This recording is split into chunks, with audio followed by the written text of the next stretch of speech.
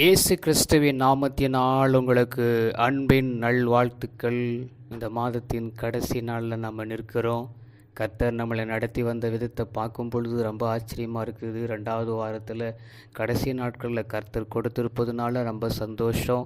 இந்த நாளில் கூட பார்க்கும் பொழுது ஒரு வசனத்தை நம்ம தியானித்து அப்படியா நம்ம அதை பார்ப்போமா? ரோமர் 13ஆம் அதிகாரம் 10வது வசனம். அன்பானது பிறனுக்கு பொல்லாங்கு செய்யாது, ஆதலால் அன்பு நியாயப்பிரமாணத்தை நிறைவேறலாக இருக்கிறது. அல்லேலூயா. பாருங்கள், எவ்வளோ ஒரு அழகான ஒரு வசனம் இல்லை? அன்பானது யாருன்னா பிறருக்கு பொல்லாங்கு செய்யுமா? அதுவும் கர்த்தருடைய பிள்ளைங்க, அன்பு அறிந்து கொண்ட பிள்ளைங்க. அன்புனா யார்? ஆண்டவராகிய இயேசு கிறிஸ்துக்கிட்ட தான் இருக்கும். இன்றைக்கி அவருடைய டீச்சிங் ஃபுல்லாகவே அவர் நடத்துகிற, அவர் சொல்கிறது கூட, கற்றுக் கொடுக்குறது எல்லாமே அன்பு தான். ஏன்னா அவர் அன்பாக இருந்ததும் அன்பை மட்டும் சொல்லிட்டு போகல, அவர் அன்பாகவே இருந்தார். எல்லாரும் மேலேயும் நேசித்தார். சத்துருக்களை சிநேகித்தார். எல்லாரையும் அவர் நேசித்தார். சொன்ன மாதிரி அவர் நடத்தி போனார். அந்த அன்பை பெற்றுக்கொண்டு நாம் மற்றவங்க மேலே நம்ம பொல்லாங்க இருக்கலாமா? பொல்லாங்க செய்யக்கூடாது. அது நியாயப்பிரமாணத்தை நிறைவேறலாக இருக்க சொல்லி பார்க்க முடியுதாமா? உன்னை நேசிப்பது போல பிறனை நேசின்னு சொன்ன அந்த வார்த்தை தான் அது நியாயப்பிரமாணமாக இருக்குது. அவருடைய ஒரே ஒரு கட்டளை, அவர் ஒரே ஒரு நியாயப்பிரமாணம் என்ன?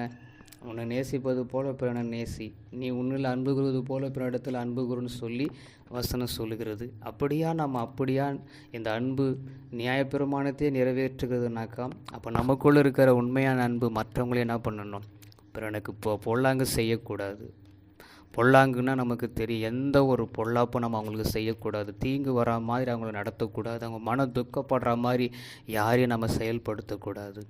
கர்த்தருடைய பிள்ளைகளாக இருக்கிற நம்ம முதல்ல அறிந்து கொள்ள வேண்டும். மற்றவர்கள் அல்ல, கர்த்தருடைய பிள்ளைகள் தான் நாம் அறிந்து கொள்ளப்பட வேண்டும்.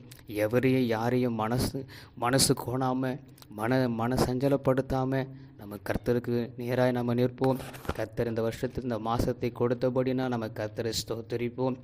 ஒரு மாதத்தில் கர்த்தர் பெரிய காரியங்களை செய்வார். எங்களை கிருபையாக நேசிக்கிற எங்கள் அன்பின் நல்ல தகப்பனே, உம்முடைய அன்பானது பிறனுக்கு பொல்லாங்கு செய்யாது இருக்கிறது போல, உம்முடைய நியாயப்பிரமாணத்தை நிறைவேற்றுகிறதா இருக்கிறது போல என் கர்த்தர் அற்புதம் செய்த அதிசயங்களை காணப்பண்ணும். அந்த அன்பு எங்களுக்குள்ளே நிலைத்திருக்கட்டும்.